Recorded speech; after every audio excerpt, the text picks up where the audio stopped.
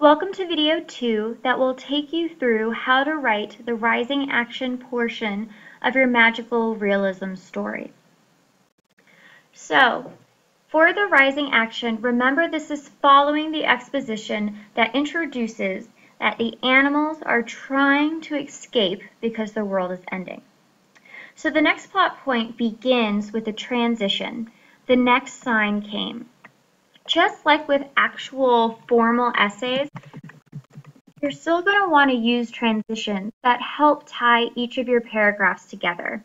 That way your readers know what's happening next and they don't get confused.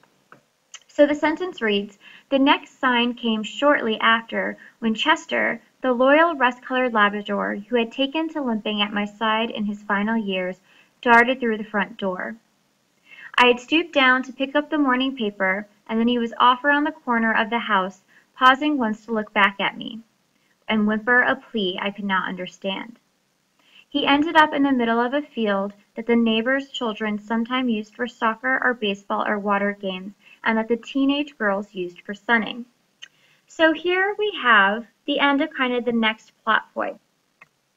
So here Chester runs away. Now, along with that plot point, which is the first plot point in our rising action, I want to point out the fact that the magical elements are continued throughout. So this mention of this field where soccer, baseball, water games, and sunning occurs, that goes along with the idea of real world setting. Make sure that you don't just have all of your magical realism elements at the beginning of the story. You want to make sure that you continue them throughout. Now, I'm not going to stop at every single use of element, but hopefully you'll notice that they're there. If I talked about every single one, this video would be the longest video ever. So I'm just going to mention a couple. Now, next it says, "Even with treats and toys and firm reprimand, Chester could not be persuaded to come back inside. When I finally picked him up, huffing and stumbling," which are onomatopoeias, "brought him back home, he wiggled in panic, jumped from my arms, and ran straight back to the field. By this time, he wasn't alone. A miniature poodle, pug, wolfhound, and a mutt that looked like a pit bull of some sort had joined him. Upon further inspection, I noticed that there was even a cat and 3 hamsters nestled into the side of the sheepish-looking dogs. All of the animals sat huddled together, cowering." So now, as we have this developing plot point, I want you to notice that this is our first instance of fantastical element. So it starts out as very minor, but it is there. The idea that these giant dogs aren't chasing the cat and the hamsters trying to eat them is unusual. Now, it's important to start out with a minor fantastical element because you want the magical elements to build, because this is what gives you plenitude. You won't have plenitude if you start out really intense, because there's nowhere to go from there. So start out with more minor fantastical elements and then have them become more and more hyperbolic. This use of growing hyperbole, growing imagery, growing symbolism will, one, give you a more exciting ending, but will also give you really great plenitude in your story. And then at the end of this plot point, Chester whined and pawed at my leg. He wanted me to stay with him. It was then that I realized the world was likely ending. So with our second plot point, the narrator realizes from the scared animals that the world is ending. Again, this creates mystery because readers don't know how or why the world is ending. And there's also authorial reticence because the narrator doesn't seem too frightened. Now the dogs are, so they're not practicing authorial reticence, but you don't need all of your characters to practice authorial reticence. And also, the dogs are just kind of sheepish. They're not running around panicking, so they're still pretty calm. But ultimately, the narrator is the one practicing authorial reticence, where he realizes that the world is ending, and he doesn't freak out. So let's go to our next rising action moment. This is what brought me to Leaf Whitaker. He and I had worked together as veterinarian specialists in equine nutrition for years, which is horse nutrition. However, look at that transition word. After a horse sent a swift kick impacting Leaf's chest and head, he spent a week in a coma and awoke a different man who no longer seemed capable of, let alone interested in, science. Brain damage was what the doctors called it. A new lease on life was Leaf's take, and he became a reclusive painter. Leaf's living room was filled with bold, blocked color canvases. Every image showed a moment of impact. A truck colliding with a brick wall, a hammer slamming into a glass vase, two faces smashing forehead to jaw. When I told him about the animals fleeing, he was applying neon orange paint to a train colliding with a cruise ship. So here on our next plot point, readers are introduced to a new character, Leaf. Make sure that when you introduce your characters, you use unique details to characterize your new characters. Please don't tell me the color of their hair and the color of their eyes and whether or not they have a nice smile and what their shirt looks like.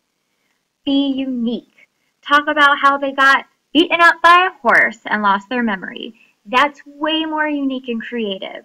This is a creative writing story. Be as creative as possible. Also, in addition to this creative introduction to the character, the author starts bringing in symbolism. The series of collision images that Leaf paints, which is fitting because he had an impact to his chest and head, these collisions end up being symbolic in the story. And remember that symbolism is important to plenitude. And also, this symbolism ends up playing into the political critique of the story. Now, next, for the following plot point, it reads, "What do you think, Leaf? Is it worth reporting to the authorities? It's worth reporting, but they won't listen. There hasn't been any real earthquakes to make any real tsunami. Until there's something real to tell the police about, they won't listen. The authorities won't find the actions of animals a real thing. Even if it's true, shouldn't I try anyway, just in case something does happen? I couldn't have a clear conscience if I didn't try to help." "They'll think you're crazy." Leaf stopped mid-brushstroke and frowned. "I think I've made a mistake in the train's perspective." "Do you think I'm crazy?" Leaf turned, pointed his brush towards me, and spoke genuinely. "Absolutely not, my friend. You are the most sane person I've ever met." He then moved the brush back to the orange paint. "It's gone." I asked, looking into the color palette. "The orange paint, it's gone." "Not just there, on the canvas too." Leaf ran his finger across the canvas where he had painted just moments before, and nothing. His finger was dry, the canvas colorless. In complete bewilderment, we looked at the missing painting and the blank canvas, and then around the room, and certainly enough, in every painting, the neon orange color had vanished. Now here we get to a really important plot point in the story. So here, the color orange vanishes.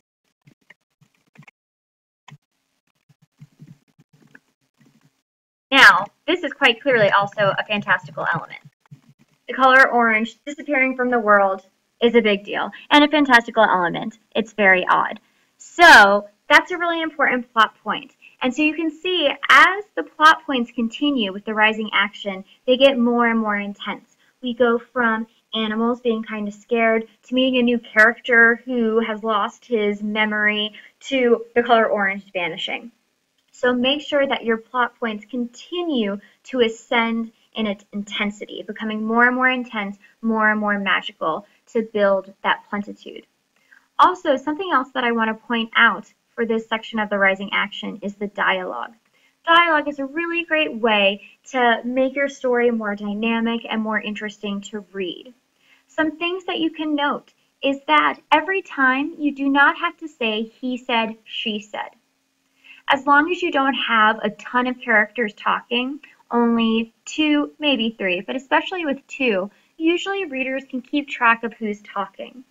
Now, every once in a while, you're going to want to give them a reminder of whose turn it is to talk by adding something like, Leaf stopped mid-brushstroke and frowned. But here, it still doesn't say Leaf said. It describes an action to indicate what he's doing and also to remind readers that he's the one speaking there. And then it goes back and forth. Also, make sure that your dialogue is interesting. Don't have them just be saying things like, oh, I like you, or that's nice, I'm happy. The things that they're saying should progress the plot. It should have to do with what the story is about, and it should move it forward in a unique way. So please consider using dialogue, but make sure that you're using dialogue in a way that adds interest to your story as opposed to making it boring. Now we're going to pause here, and in the next video we'll finish talking about the rising action. The rising action section of the story is quite long, so we're going to have 2 videos dedicated to it. What you will find later on with this story is that its falling action and resolution is actually only 2 sentences. So what you should take away from that is you can play around with your plot arc. You can make certain sections much longer and other sections much shorter. And that's okay as long as it, well, works. And you'll only know it works once you try. So go ahead, write your rising action section, but also if you'd like, please feel free to watch the second rising action video to see how the story continues and also other things that you can do with your rising action.